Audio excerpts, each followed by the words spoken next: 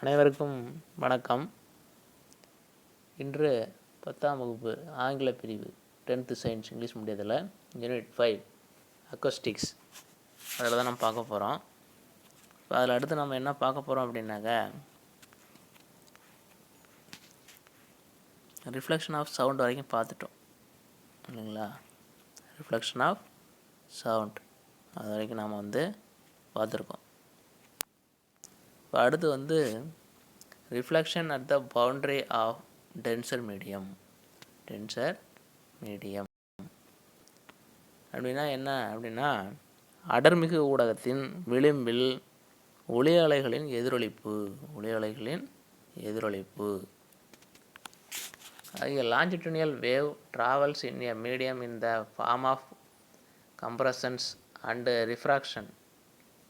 The rarefactions. Suppose a compression traveling in air from left to right reaches a rigid wall. அதாவது ஒரு நெட்டலையானது என்ன ஆகும் அப்படின்னாக்க, ஊடகத்தில் பரவும்போது இறுக்கங்களாகவும் தளர்ச்சிகளாகவும் பரவும். ஒளி அலையினுடைய இறுக்கங்கள் இடமிருந்து வலமாகவும் பரவி ஒரு சுவரில் மோதிக்கிறதா நம்ம வச்சுக்குவோம்.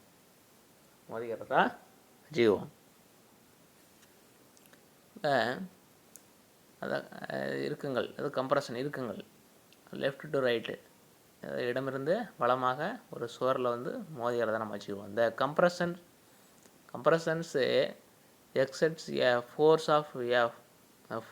F on the rigid wall. In turn, the wall exerts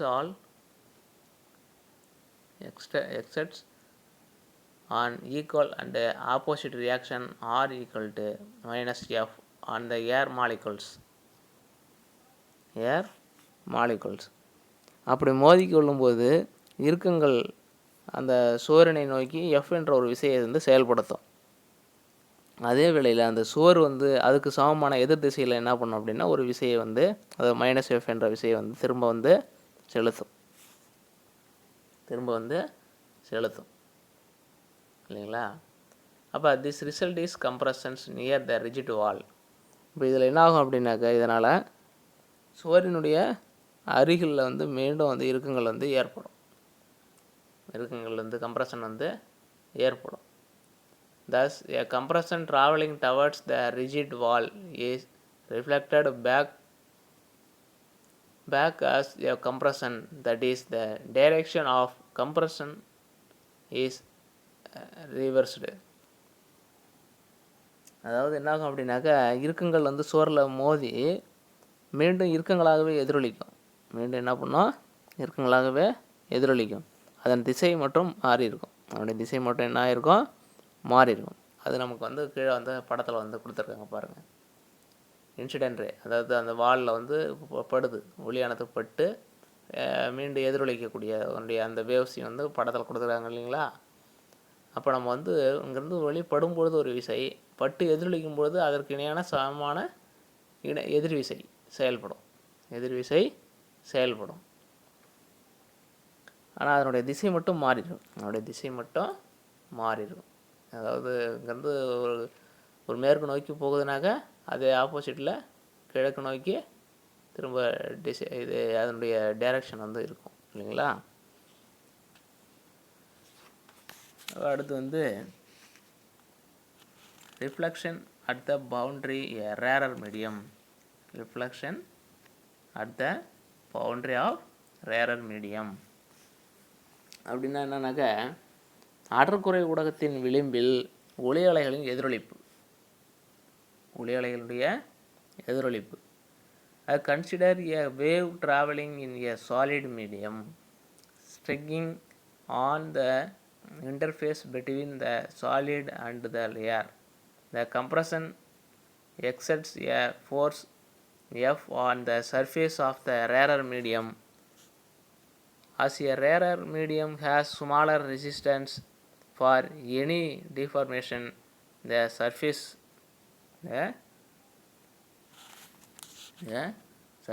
of separations is pushed backwards pushed backwards as the particles of the rarer medium are free to move. A rarefaction is produced at the interface. Thus, a compression is reflected as a rarefaction, and a rarefaction travel from right to left. அதாவது என்ன சொல்கிறாங்கனாக்கா, திடப்பொருளில் வந்து பயணிக்கும் கூடிய ஒளி அலையினுடைய இறுக்கங்கள் காற்று ஊடகத்தின் விளிம்பை அடைவதாக நம்ம வச்சுக்கோங்களேன். காற்று ஊடகத்தினுடைய அதாவது என்ன சொல்கிறாங்க, அதாவது நம்ம வந்து என்ன சொன்னோம், ரிஃப்ளெக்ஷன் காற்று ஊடகத்தில் வந்து நம்ம அதாவது என்ன சொன்னோம், இது reflection at the boundary of rarer மீடியம்னு சொன்னோம். அதாவது அடர்குறை ஊடகத்தில் விளிம்பில் ஒளி அலைகளின் எதிரொலிப்பு. அது consider a wave travelling in a solid medium. ஏன்னா திடப்பொருளில் பயணிக்கக்கூடிய ஒளி அலையினுடைய இறுக்கங்கள் காற்று ஊடகத்தின் விளிம்பை நம்ம அடைவதாக வச்சுக்கோமே. அப்படி வச்சுக்கிட்டோம்னா அப்போது என்ன ஆகும் அப்படின்னாக்க, இறுக்கங்களானது காற்று ஊடகத்தின் பரப்பில் எஃப் என்ற விசையை ஏற்படுத்தும். இறுக்கங்களானது என்ன பண்ணோம், அதாவது force F on the surface rarer medium, அதாவது காற்று ஊடகத்தில் வந்து எஃப் என்ற விசையை வந்து ஏற்படுத்தும். அடர்குறை ஊடகத்தில் அடர்குறை ஊடகம்னா குறைந்த அளவு உருகுலைக்கும் பண்பை பெற்றுள்ளதால் இரண்டையும் பிரிக்கக்கூடிய மேற்பரப்பு என்னாகும் அப்படின்னா பின்னோக்கி தள்ளப்படும். மேற்பரப்பு என்னாகும், பின்னோக்கி தள்ளப்படும். சரிங்களா? அப்போ இதனால் வந்து என்னாகும் அப்படின்னாக்கா, அடர்குறை ஊடகத்தில் துகள்கள் வந்து மிக எளிதில் வந்து இயங்குவதால் விளிம்பு பகுதியில் வந்து தளர்ச்சிகள் வந்து தோன்றும். விளிம்பு பகுதியில் வந்து என்ன உருவாகுது, தளர்ச்சிகள் உருவாகும் விளிம்பு பகுதியில். அது வந்து அந்த இடமிருந்து வளமாக பயணித்த இறுக்கங்கள் வந்து எதிரொலிக்கப்பட்ட பின் தளர்ச்சிகளாக மாறி வலதுபுறத்திலேருந்து இடதுபுறமாக பரவும். வலதுபுறத்திலேருந்து இடதுபுறமாக வந்து என்னாகும், பரவும்.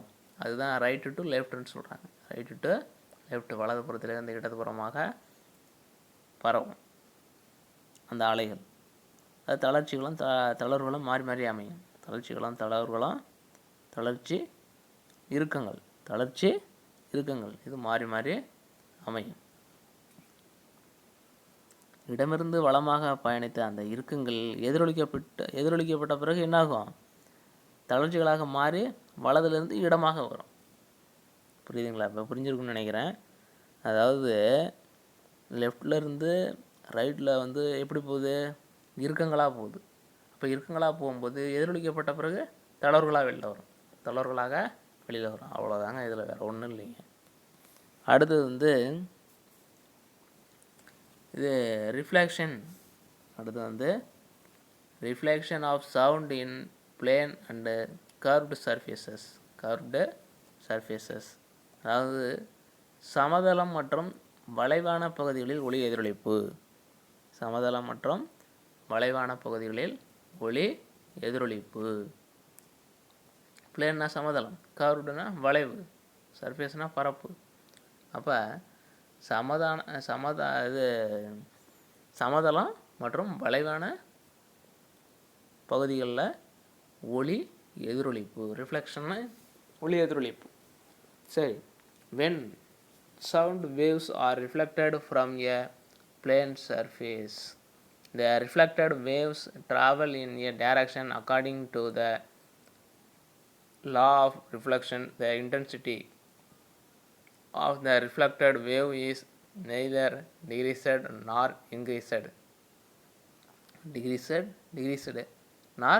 increased. அதாவது ஒளி அலைகள் வந்து சமதள பரப்பில் மோதி எதிரொலிக்கும் போது ஒளி எதிரொலிப்பு விதிகளுக்கு ஏற்ப பரவும்.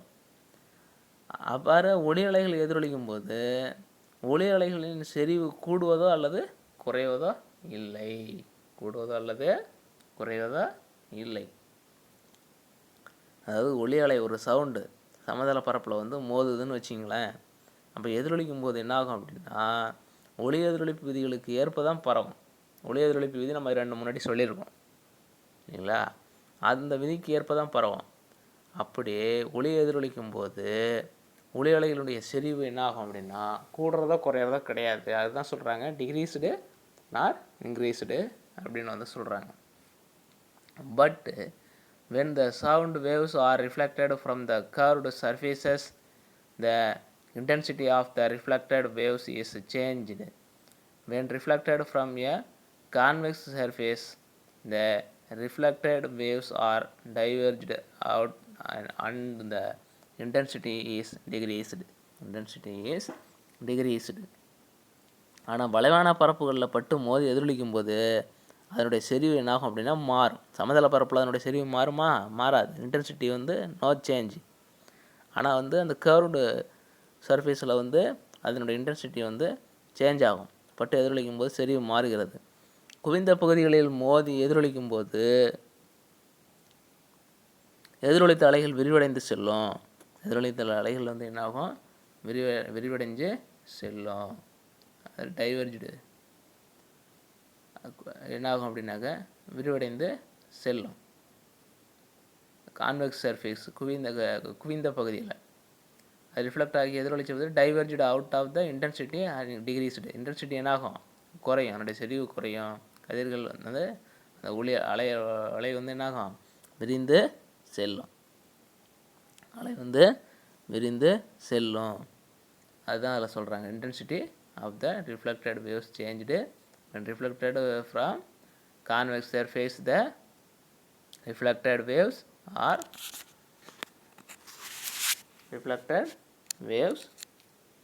are என்ன சொல்கிறாங்க? அதாவது இது மாறும். அலைகள் விரிந்து சென்றாலும் செறிவுகள் வந்து மாறும். Sound is reflected from a concave surface. The reflected waves are converged and focused at a point, so the intensity of reflected waves is concentrated at a point. அதாவது முதல் குவிந்த பரப்புன்னு பார்த்தோம் இல்லையா? இப்போ அதே போல் வந்து குழிவான பகுதிகளில் வந்து மோதி எதிரொலிக்கும் போது என்னாகும் அப்படின்னாக்க அந்த எதிரொலித்த அலைகள் வந்து ஒரு புள்ளியில் குவியும். இதில் கான்கேவில் வந்து அந்த சவுண்டு பட்டுதுன்னு சொன்னால் ஒரு புள்ளியில் குவியும். கான்வெக்ஸில் பட்டுதுன்னா டைவர்ஜ் ஆகும், அதாவது விரிவடையும். சரிங்களா? அப்போ கான்கேவில் படும்போது ஒரு புள்ளியில் குவியும் பொழுது எதிரொலித்த கதிரவனுடைய செறிவு வந்து ஒரு புள்ளியில் வந்து குவிக்கப்படுது. அந்த இன்டென்சிட்டி வந்து என்ன ஆகுது? ஒரு புள்ளியில் வந்து ஃபோக்கஸ் பண்ணுது. அது focused at a point. So the intensity of reflected waves concentrated at a point. ஒரு புள்ளியில் வந்து அந்த இன்டென்சிட்டி செறிவு அடர்த்தி செறிவு இது எல்லாமே ஒரு புள்ளியில் வந்து குவிக்கப்படுது. அடுத்து வந்து parabolic surfaces are used when it is required to focus the sound at a particular point. Hence many halls are designed with parabolic reflecting surfaces. In elliptical surfaces, sound from one focus will always be reflected to the other focus, no matter where it strikes the wall. அதாவது ஒளியை வந்து நம்ம வந்து குறிப்பிட்ட புள்ளியில் வந்து குவிக்க வேண்டிய தேவைகள் இருந்தால் மட்டும்தான் நம்ம வந்து வளைவான எதிரொலிக்கும் பகுதியில் வந்து பயன்படுத்தப்படுறோம். அதாவது ஒளியை வந்து ஒரு குறிப்பிட்ட புள்ளியில் குவிக்கணும்னு சொன்னால் நம்ம அந்த கான்கேவை வந்து பயன்படுத்தலாம். ஆனால் பெரும்பாலான பேசும் கூடங்களில் மேற்பகுதி பரவளையத்தின் வடிவில் அமைக்கப்பட்டிருக்கும். பேசும் கூடங்களில் வந்து மேற்பகுதி எப்படி இருக்கும்? பரவளைய வடிவத்தில் தான் வந்து அமைச்சிருப்பாங்க. பேராபோலிக் சர்ஃபேசஸ்ன்னு சொல்கிறது பரவளைய வடிவத்தில் தான் அமைச்சிருப்பாங்க பேசுகிற கூடத்தில். அது வந்து ஒளியானது சுவரில் எங்கே மோதினாலும் பரவளையத்தில் ஒரு குவிய புள்ளியில் வந்து மற்றொரு குவிய புள்ளியில் குவிக்கப்படும். இதனால் அமர்ந்திருக்கக்கூடிய அங்கே அதில் அந்த அறையில் அமைந்திருக்கிறவங்க ஒருவர் வந்து மெல்லிய குரலில் பேசினாலும் மீண்டும் என்னாகும்? எதிரொலித்து வரும் ஒளியில் வந்து அரங்கத்தில் வந்து அமைந்திருக்கும் அனைவரை செவியினுடைய செவியை வந்து அடையும். அதாவது ஒரு அரங்கில் வந்து ஒருத்தவங்க பேசிகிட்டு இருக்காங்கன்னு சொன்னாங்க, அவங்களுடைய ஒளியானது அவங்க மெல்லிய குரலில் பேசினா கூட அது அப்படியே எக்கோவாகி எல்லாருக்கும் கேட்கும். திரும்ப வந்து ஒரு முறை திரும்ப எகோவாகி நல்லா சத்தமாக வந்து கேட்கும். அதுதான் பரவல் வடிவத்தில் வந்து அந்த அரங்கை வந்து வச்சுருக்குறாங்க, எதிரொலிக்கும் வகையில் வந்து வச்சுருக்குறாங்க. சரிங்களா? இப்போ அடுத்து வந்து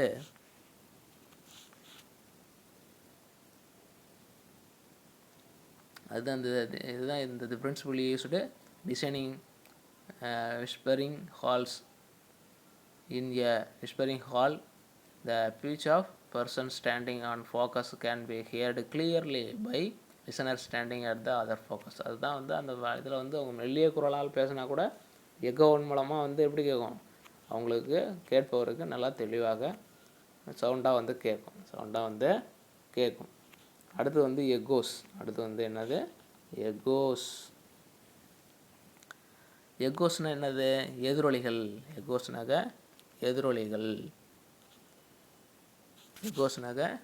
எதிரொலிகள். அதாவது an echo is the sound reproduced due to the reflection of the original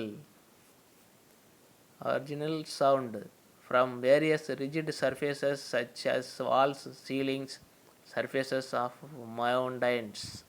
அதாவது ஒலி அலைகள் வந்து சுவர்கள், மேற்கூரைகள், மலைகள், இதில் வந்து இதனுடைய பரப்பில் வந்து மோதி பிரதிபலிக்கப்படக்கூடிய நிகழ்வை தான் நம்ம வந்து எதிரொலின்னு சொல்கிறோம். அதாவது வாட் ஆர் எக்கோஸ் அப்படின்னு கேட்கலாம், 2 மார்க் கொஷினில் கேட்கலாம். வாட் ஆர் எக்கோஸ் அப்படின்னாக்க, an echo is sound reproduced due to the reflection of the original sound from various rigid surfaces such as walls, ceilings, surfaces of mountain.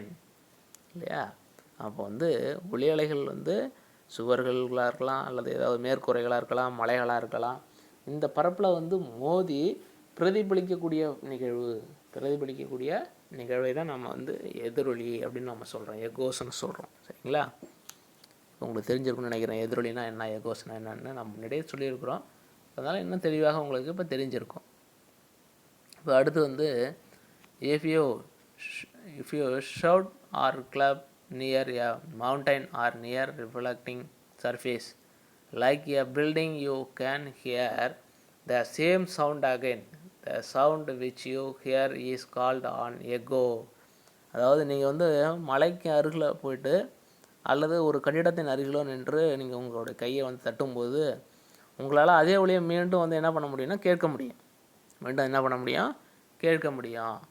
The sound which you hear is called an echo. அந்த ஒலியை தான் நம்ம என்னென்னு சொல்கிறோம், எதிரொலின்னு சொல்கிறோம். எதிரொலி. It is due to the reflection of sound.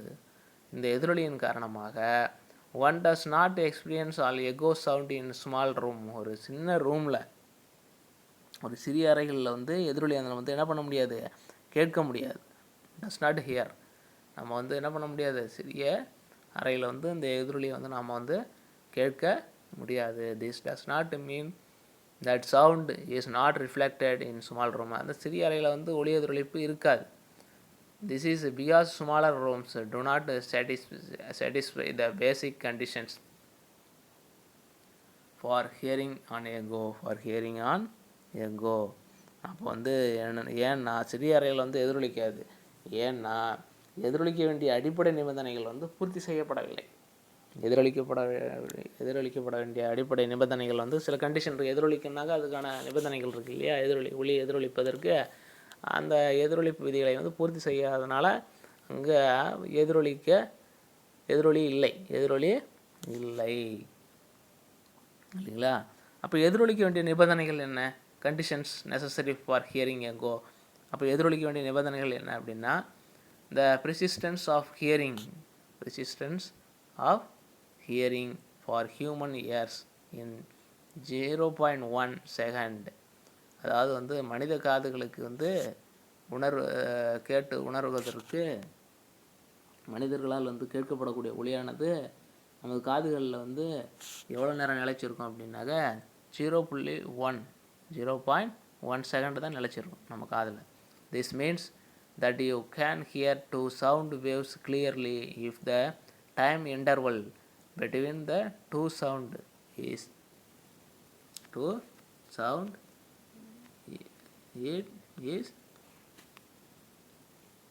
least 0.1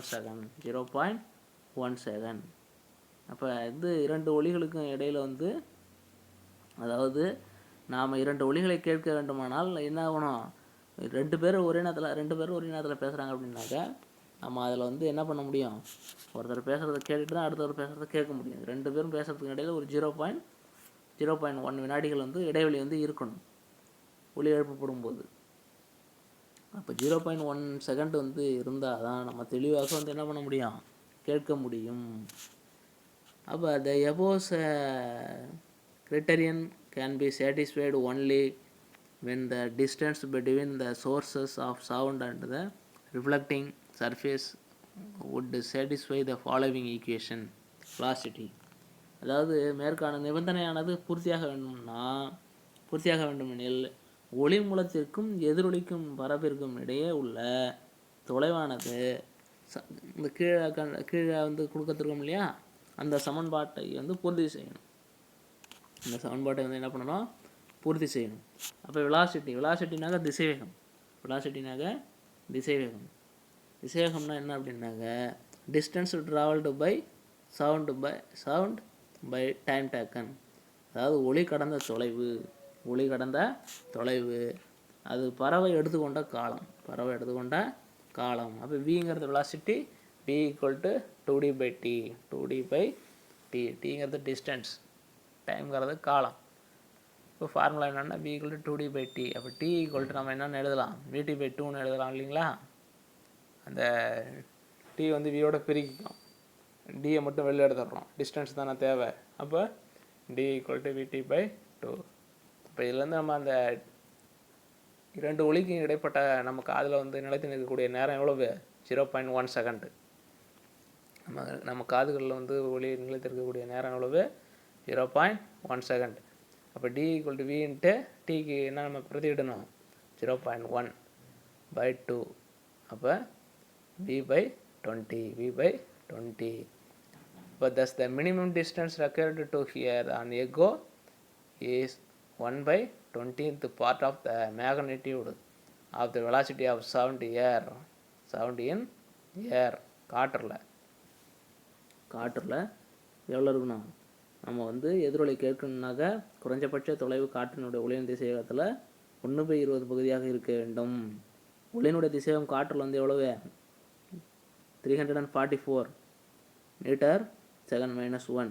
அதாவது காற்றில் 344 m/s-1 மினிமம் வந்து இருக்கணும் குறைந்தபட்ச தொலைவு. அப்போ ஒளி வந்து எதிரொலிக்கணும் அப்படின்னாக்கா,